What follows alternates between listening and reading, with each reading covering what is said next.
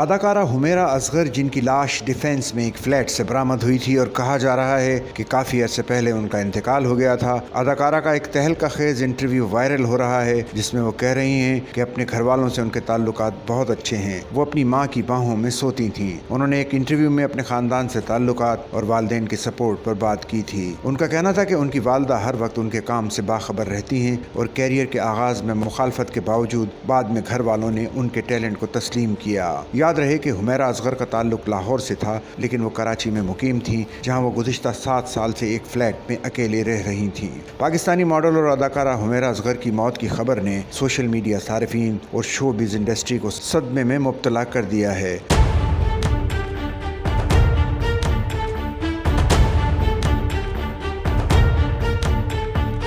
اداکارہ کی موت کے بعد ان کے ایک اور پرانے انٹرویو کا ویڈیو کلپ سوشل میڈیا پر وائرل ہو رہا ہے، جس میں انہوں نے شو بز انڈسٹری کی تلخ حقیقت سے متعلق دل دہلا دینے والا اعتراف کیا تھا۔ شو بز انڈسٹری کی ناپسندیدہ چیز سے متعلق سوال پر انہوں نے ایک لفظ میں جواب دیتے ہوئے کہا کہ منافقت۔ انہوں نے اپنے جواب کی وضاحت دیتے ہوئے کہا کہ شو بز میں کچھ ایسے لوگ ہیں جو بہت منافق ہیں، لیکن شو بز اور فیشن انڈسٹری میں مجھے کچھ ایسے لوگ بھی ملے ہیں جن کے نام میں پہلے بھی لے چکی ہوں جو منافق نہیں ہیں۔ اداکارہ نے کہا کچھ لوگ ایسے ہیں جن سے مل کر واقعی خوشی ہوتی ہے، ان کی صحبت میں سکون ملتا ہے، ان کے چہروں پر جھوٹی مسکراہٹ نہیں ہوتی، وہ ذہنی اور جذباتی طور پر بہت مضبوط ہیں، جبکہ انڈسٹری میں کئی لوگ جھوٹی خوشامد بھی کرتے ہیں۔ میں نے بھی ان کے جیسا بننے کی کوشش کی، ضرورت پڑنے پر ماسک بھی پہن لیا، لیکن میں نہیں سمجھتی کہ میں ان کے جیسی کبھی بن سکوں گی۔